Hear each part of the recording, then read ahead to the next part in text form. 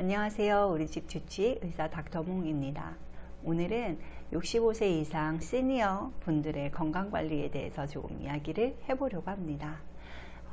65세 이상인 분들 진료실에서 이제 이런 얘기 저런 얘기 듣다 보면 보통 요즘 친구들 분들이랑은 뭐 직업 얘기, 돈 얘기, 남편 얘기, 자식 얘기 이런 거 하는 횟수는 점점 줄어들고, 요즘에 내가 고혈압 약 먹는지 안 먹는지, 고지혈증 약 먹게 됐는지, 몇 미리짜리 먹는지 이런 거를 이야기하신다고 해요. 동맥경화 있는지 없는지. 그래서 아무래도 65세 이상이 되시면 본인의 건강에 상당히 관심을 갖게 되고, 저 또한 시니어 이후에는 건강이 곧 행복, 그러니까 건강관리가 곧 나의 행복 관리가 되는 것 같습니다.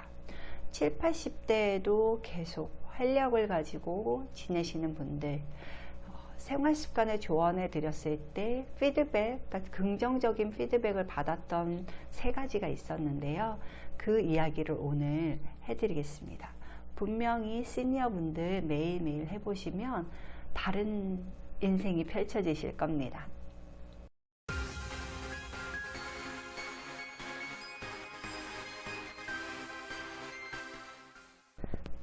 첫 번째는 그동안 70년 가까이 나를 위해 고생한 관절에게 아침 저녁 문안 인사를 하는 겁니다. 보통 문안 인사라면 안녕히 주무세요, 안녕히 일어나셨어요, 이렇게 인사하는 거잖아요. 그거를 내 관절들에게 하는 겁니다.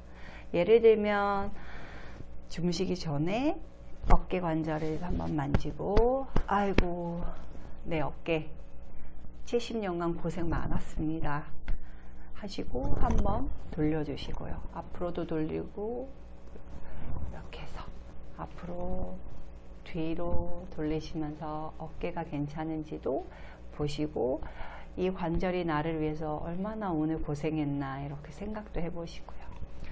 이쪽 관절도 고생했습니다, 고마웠습니다 하고 뒤로 앞으로 보통은 한 3-4번씩은 해보시면 좋겠어요. 그리고 목도 한번 돌려보시고요.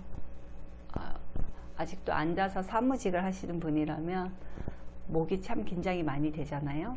거북목 자세로 컴퓨터를 해야 되기 때문에 아이고 사느라고 고생이 많습니다 이렇게 인사도 좀 하시고, 그 다음에 허리 스트레칭도 좀 하시고요. 앉아서 할 수 있는 거는 이제 스트레칭을 해서 이렇게 옆으로 넘기는 스트레칭인데, 이제 저희 화면상 잘 안 보이죠. 이게 제가 편집을 하다 보니까 추후에 제가 스트레칭 하는 영상을 따로 한번 다루도록 하겠습니다. 그래서 어떤 근육을 어떻게 힘을 주고 해야 되는지 그런 이야기를 좀 해볼 건데요. 이렇게 양쪽 스트레칭을 무리하지 않는 선에서 하시면서, 뭐 물건도 들고 허리가 얼마나 많은 일을 하겠습니까? 설거지도 했고요, 머리도 감았고요, 청소도 했고, 그때마다 내 몸을 지탱해 준 허리에 대해서 항상 감사하고 미안하고 고마운 마음으로 인사를 하시고, 그리고 우리가 가장 많이 학대하는 게 무릎 관절이죠. 그래서 무릎 관절 이미 좀 아프신 분들 많이 계시는데, 무릎도 한번 톡톡톡 토닥토닥토닥 해주시고, 누워서 자전거 타기 하시면 그 무릎 관절이 조금 이완이 될 수 있어요. 그래서 그렇게도 하시고, 그 다음에 고관절도 풀어주는 스트레칭을 좀 하시고, 그리고 이렇게 대관절, 큰 관절들이에요. 목, 어깨, 허리, 고관절, 무릎 관절, 이런 것들을 좀 풀어주셨다면 그 다음 손목, 손가락, 발목, 발가락 하시면서 손톱 하나하나, 손가락 하나하나 보시면서 아이고 여기 있었네, 내가 하루 종일 얘네들이 여기 있는지 모르고 살았거든요. 아프지 않는 이상은. 알려지지 않은, 어떻게 보면 무명들이에요. 그래서 내가 아무렇지 않게 살 수 있게, 젓가락도 아무 생각 없이 들 수 있게 해줬고, 물건을 들 수 있게 해줬고, 이랬던 손가락들. 혹시 손가락을 혹사시키는 취미생활이 있으신 분들 계세요. 이렇게 뭐 바느질이나 이렇게 다양한 수의 공예 뭐 하는 모든 손으로 하는 거, 그런 분들이라면 더더욱 손에 감사한 시간을 가지면 좋겠습니다.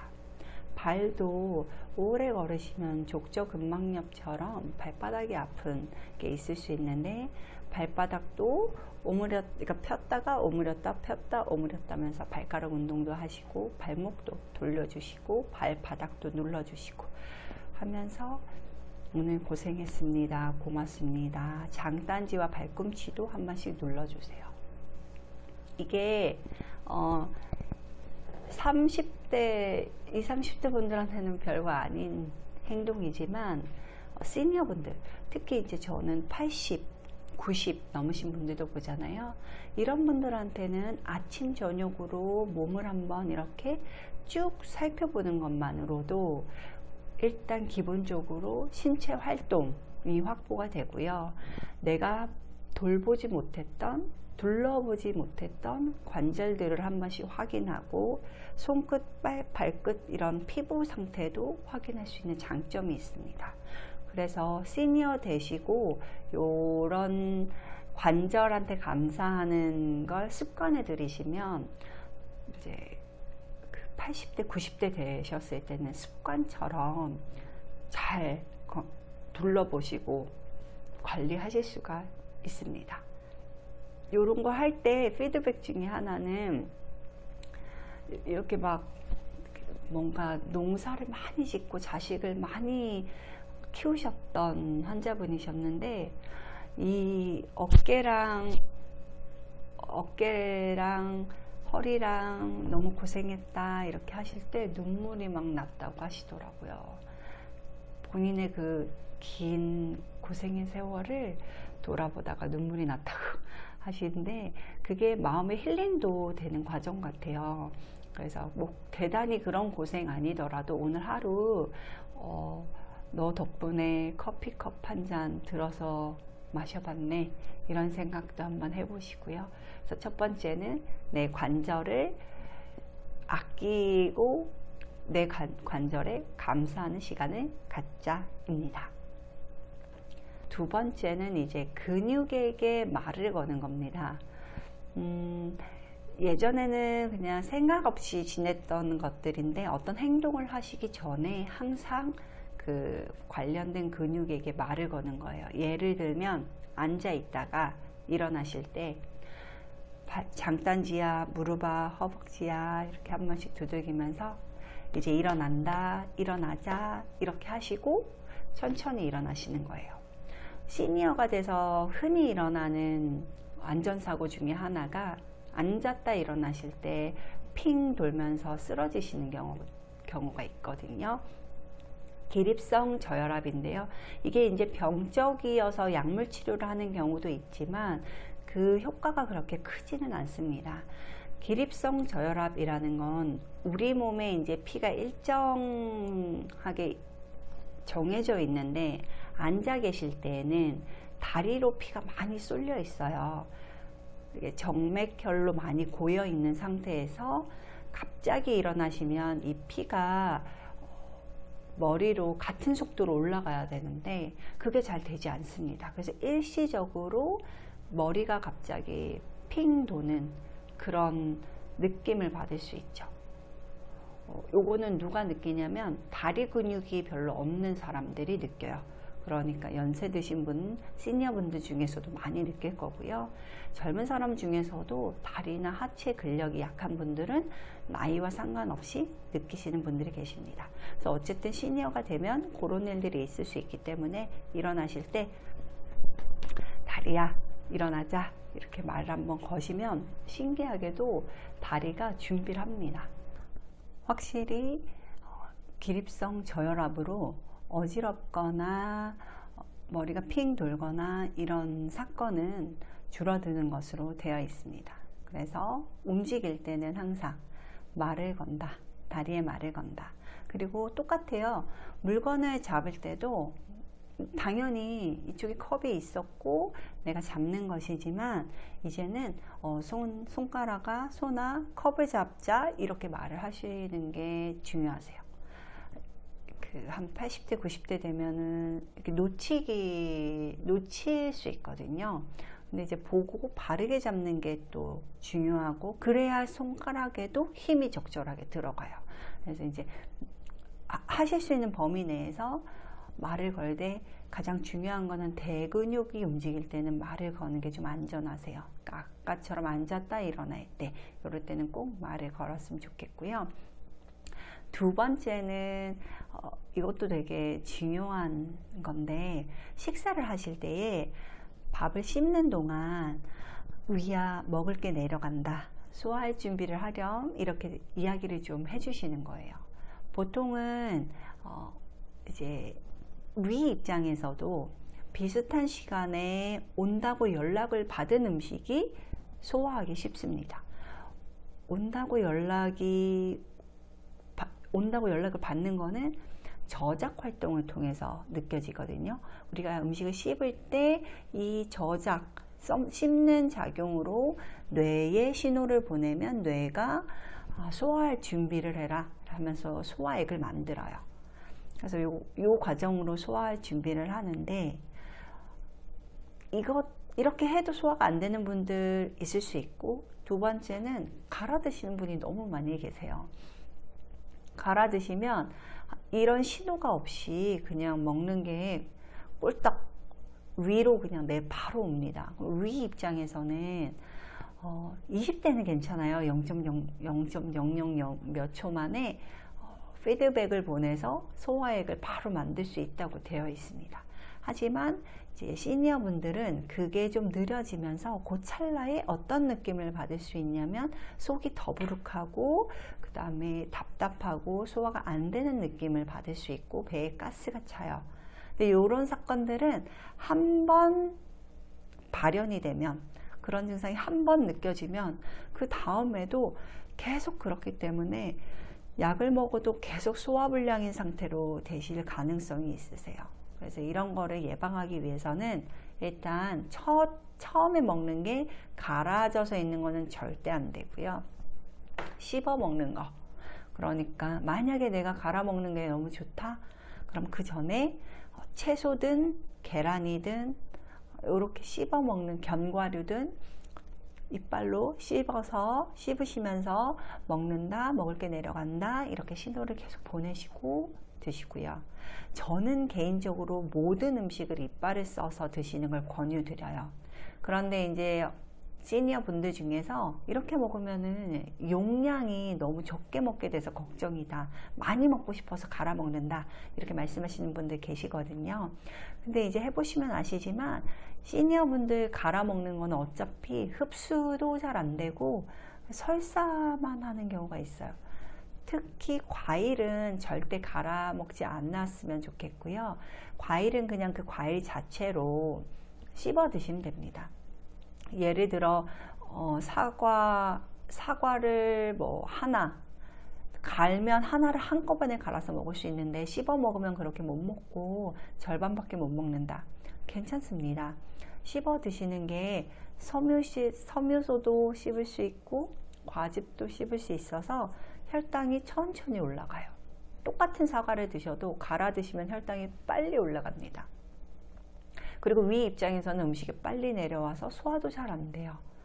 다양한 과일을 넣어서 갈아 드시는 경우에 속이 더부룩하고 신물이 올라온다, 이렇게 말씀하시는 경우 있거든요. 그래서 제가 권유드리는 건 어쨌든 이빨을 이용하자, 이빨을 이용할 때 음식이 내려간다는 거를 잘 알려주자, 이거 포인트고요. 갈아 먹는 걸 꼭 하고 싶다고 하면 과일보다는 채소, 그리고 아주 곱게 갈기보다는 좀 건더기 있게 갈아서 씹어 먹을 수 있으면 좋겠습니다. 세 번째는 어육류 이야기인데요. 단백질입니다. 어육류를 약이다 생각하고 먹자입니다. 약이니까 많이 드실 필요는 없으세요. 뭐 하루에 300g, 400g 이렇게 드실 필요는 없고, 매일매일 조금씩 자주 드시는 걸 권유드립니다. 보통 시니어가 되면 자기 체중의 1.2g의 단백질을 섭취하라고 되어 있어요. 그래서 만약에 60kg 남성이라면 여성이시든 60kg시라면 72g의 단백질을 섭취하도록 되어 있는데요.